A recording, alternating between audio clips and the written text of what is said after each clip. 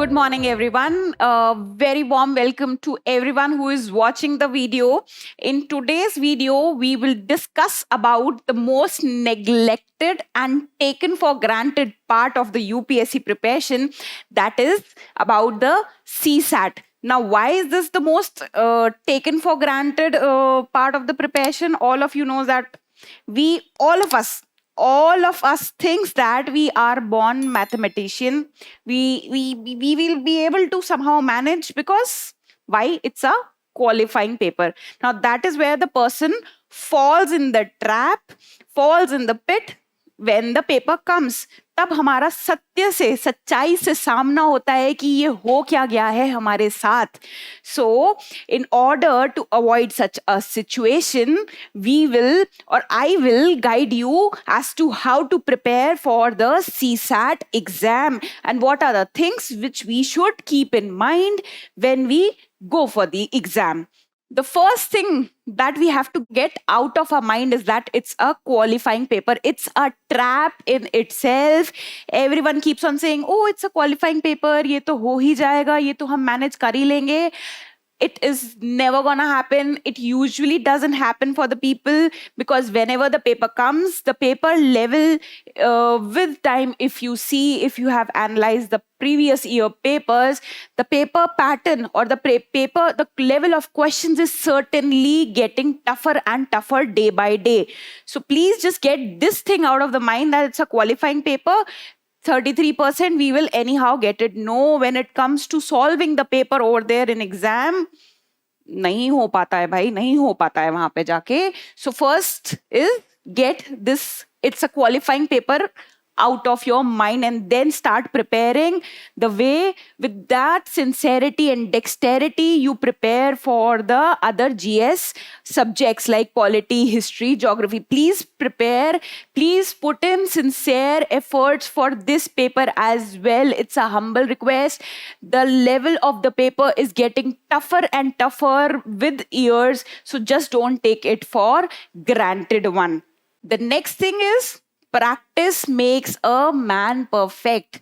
In fact, it also makes women perfect. It is just not that this thing applies for the men, but equally for the women. So by now, it's almost like just 2 weeks, or say hardly 14 days left for the exam, and abhi tak nahi kiya hai preparation. So I would say, please start preparing for it. Don't get demotivated if you have not started, because jab jago tabhi savera hota hai, alias it's never too late. नहीं किया है तो अब कर लो. Start it from the today itself. Give one sincere hour of effort for this paper or this exam, because it will take time for you to take the rhythm. If you are under this impression that you will directly start solving when the paper comes, it takes time to get into the rhythm of solving numericals. So in order to avoid that situation and to take the flow from home to the exam hall, you have to start practicing from today. Don't think that, okay, I'll start from 1st of October, or in the last week I'll practice 2 hours daily. No, don't do that. These are certain common mistakes which people do and end up losing over there. Even if, no matter how, just think, how would you feel if your the prelims paper goes well and you are miserably failing in CSAT? What will happen that? So just think about that fear. Just think about that feeling. So, and just take it in your mind and start preparing for the CSAT, the most granted part of our UPSC preparation. The next is, now that we have decided we are gonna start practicing, the next question arises is, from where to practice? Perfect, absolutely right question.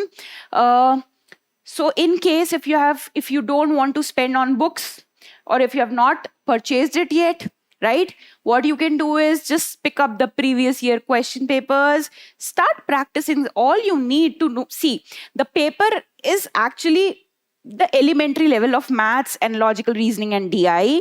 It's just that you have to set the rhythm of solving the questions one after the other. Okay. So what you can do is, if you have not purchased any book, you can just go through the previous year question paper, solve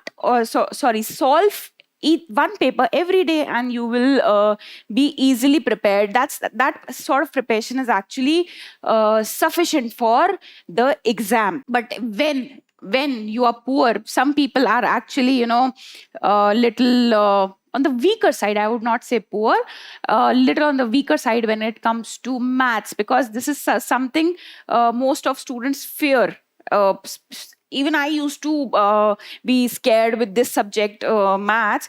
So for them, I would advise buy a book, or you can actually pick up your NCRT's 10 standard books to solve the paper. Solve the questions, and you'll be. I mean, I think that's more than sufficient if you start practicing those also.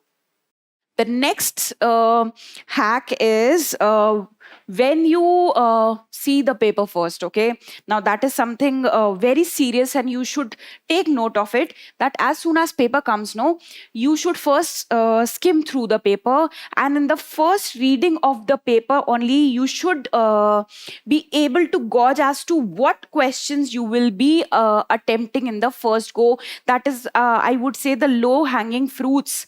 Those are very easily, that can be easily solved, and you are very confident that if you start solving that particular question, you will be able to arrive at the answer. So in the first reading itself, you have to you have to just point out, just keep ticking those questions, and that is why skimming through the paper, the first read is very necessary, rather than just starting from the question number 1, 2, 3. No, don't do that. Skim through the question paper so that you know where do you have to fire your bullet first. Okay, so talking about the sequence, how you should approach the paper. So, be it any paper, there's always an approach, I would say, to hit a question paper. For me, it was, I will definitely provide you the logic. So, for me, I am telling you, you can definitely, everyone can have their own approach, but I am telling my approach, what I used to do. And also, I will provide you with the logic why I used to follow this approach. Okay. So the first subject which I used to hit on was maths. Maths was the first thing I used to target on. Maths. Then I used to go for DI, that is data interpretation. Then I used to go for LR. And the last thing which I used to target was English. Now, the reason why I used to start with maths first was, even though I am weak at maths, but still I used to start with maths only, because in these three are those subjects where you can, and not if even if not logical reasoning, then the first two subjects are those where you can get to a definite answer. You can actually verify your answer. In English, what happens is, even if you solve the paper, you don't know whether you have attempted it in a right way or not. But in case of maths and data interpretation, you actually know if the answer comes and it is available, it is there in the 4 available options. So you are actually you get a sense that yes, you are moving in a right direction. So many questions you have attempted fairly well, and then you can approach these two subjects. In logical reasoning also, what happens is, there are those questions where this seating arrangement is asked, and those blood relation questions are there. In that also, you might end up getting not sure as to what is the right answer, and especially in the seating arrangement, it takes a lot of time to solve those seating arrangement questions. So I would say that's the reason I told you, I will definitely provide with the logic, that why I said maths first, because there is certainty that this answer is there. In English, actually, you can't be really certain or sure about as to which answer is right. So this is the sequence. So, and also one thing which is very important, don't just keep on jumping between one subject and another subject. If you have started with maths, if you are if you feel that you are more comfortable with English, so stick on to that particular subject or topic. Don't just do this key one question of English and then you are jumping to one question of LR and then DI. No, no, no, no. If you have started with the English portion, just finish it off. However, how many questions were, when whatever questions you want to attempt, do it and then jump to the next subject. Then is okay, now these are also, when you start with maths also, there are certain low hanging fruits. So by the term low hanging fruits, I mean that these are certain topics which are very easy. Even if you don't know how to solve the question, or you can always use the option to arrive at the equation which is being provided by the question. So these topics, this profit and loss, we used to do, we are studying this topic since 6th and 7th standard. Come on, right? So I don't think so this needs more of head scratching. So profit and loss could be targeted at, that is I mean, this is something this comes with years of experience appearing for CSAT several times. So yeah, from there it is coming.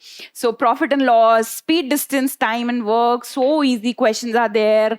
And this simple interest and compound interest, this we are learning from 6th standard. So I don't think so anyone should miss out on these questions. So these are low hanging fruits that should be targeted when you approach the math section.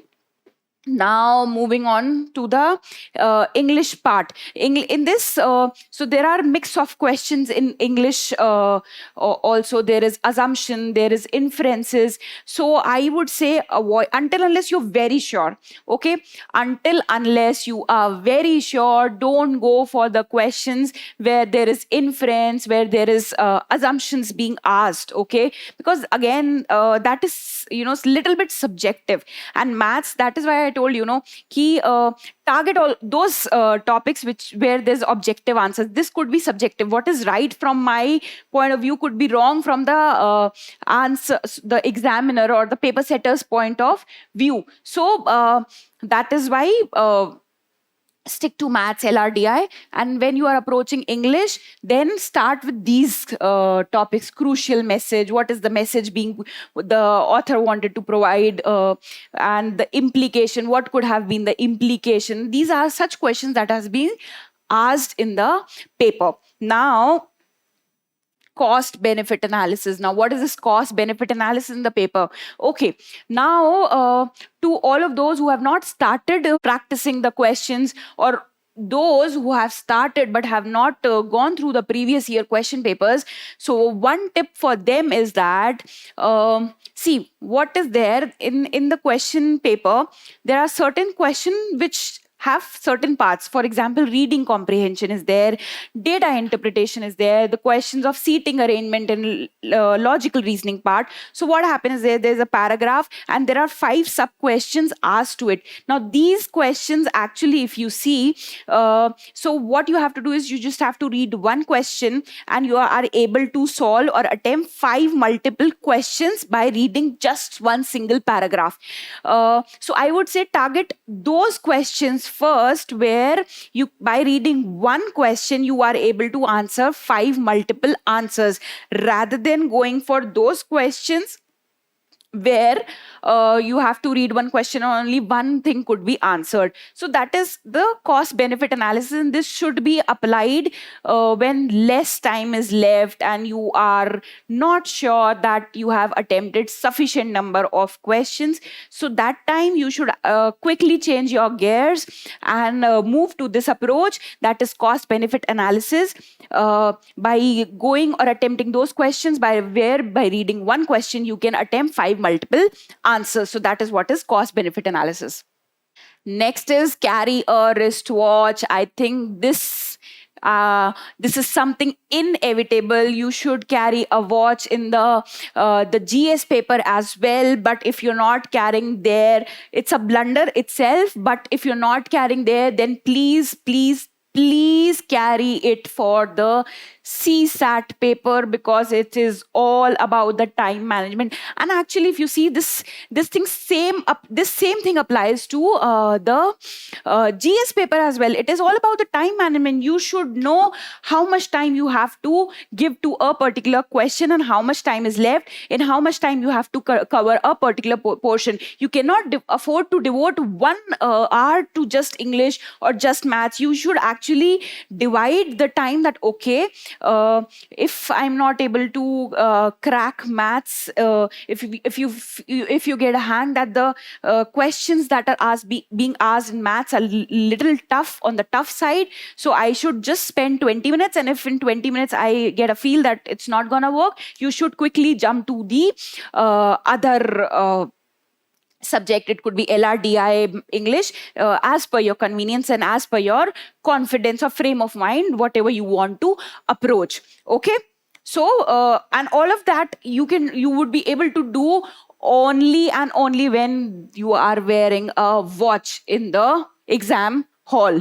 Okay, next, now this forms a very important part. Okay, I'll allow you to see the screen. What is this? This is Chale Chalo. It's a very famous song from a movie called Lagan. Now, you must actually think that why have I put this picture over here?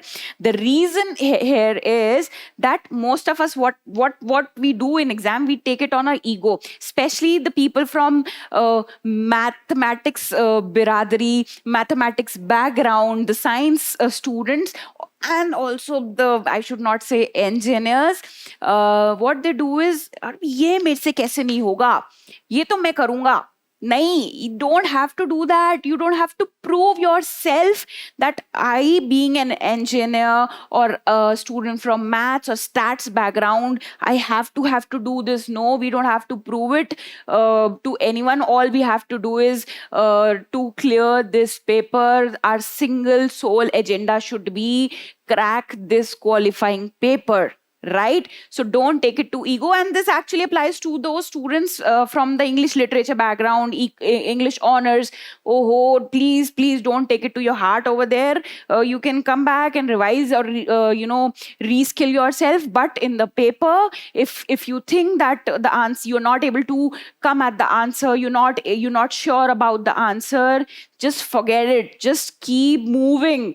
Don't just get stuck on what you're not able to crack. Okay? Yeah, so I have, I think, communicated most of the things which I wanted to communicate it to you. These are certain common mistakes which I used to make as a student, and then when the reality hit me hard, that is where I rectified my way of approaching this paper. And I would certainly not want my students to repeat the mistake. Okay, if you are spending time to watch this video, try to inculcate. It's just not that देखना है, एक कान से सुनना है, दूसरे से निकालना है, ये नहीं करना है. When you are actually spending time right now to watch this video, it's kind of an investment that you are doing. That you have to take certain things from this video, certain things to be inculcated in yourself. Okay, so all the best to every one of you, and just keep practicing. If you have not started yet, please do start it. Don't take this paper so on a very easy note, because the paper level is certainly getting tougher and tougher as the years are passing. So all the best to all of you. Thank you so much.